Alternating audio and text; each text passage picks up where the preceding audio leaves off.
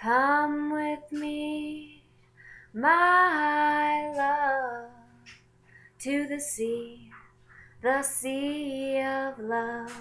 After giving it a fair amount of consideration and time and many, many nights brooding over it, I've come to the conclusion of what love is, a definition for love. Recently I heard a quote from someone, I don't remember the name, that said, "Love is when someone else's happiness is more important than your own."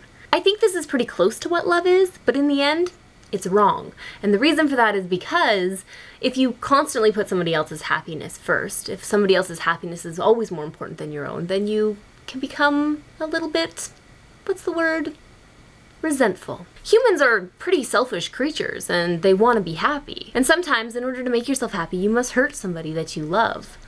I've been there and it's not a great feeling. In the end, the definition of love is when someone else's happiness is integral to your own happiness, meaning that their happiness isn't necessarily more important than your own happiness, but that it is an important ingredient to your happiness. And yes, there are varying degrees of love, just like there are varying degrees of wanting somebody to be happy. There is a blanket sort of love that I have for most mankind. For them to get the right job and a house and a family and fall in love, that makes me happy. And I genuinely want people to have those awesome feelings and emotions, and that feeling gets stronger the more I love somebody. The people that I'm head over heels, bonkers, bananas in love with. Oliver, seeing him happy makes me happy. I want to make him happy so that I'm happy.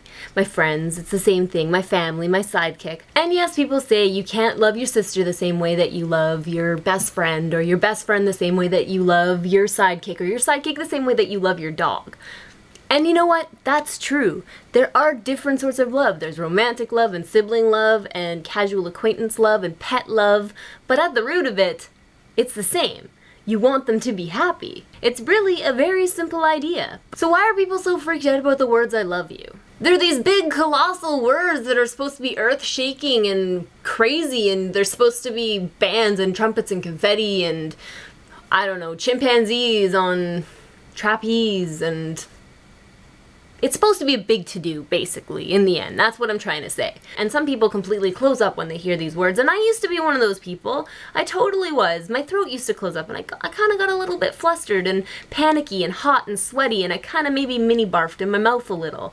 But I don't really know why, because now when I look at "I love you" and love, when somebody says "I love you," they're just basically saying, "I want you to be happy." Of course, I'm not naive or ignorant. I know that when somebody says "I love you" romantically, it comes with their connotations of what love is and what is expected. And that's why I think that it's important for you to be with somebody who feels the same way about love as you do. I guess what I'm trying to say is that we make things a lot harder than they really are. I've been spending a lot of time stripping away the noise and decluttering my life and trying to see things in a simpler way. And over time, love has just turned into this thing that is awesome and different than what I originally thought it was. And thus concludes my rambling about love for today. I'll see you all again next week for another edition of That Girl Tyson. General quarters, all hands man your battle stations, all hands man your battle stations.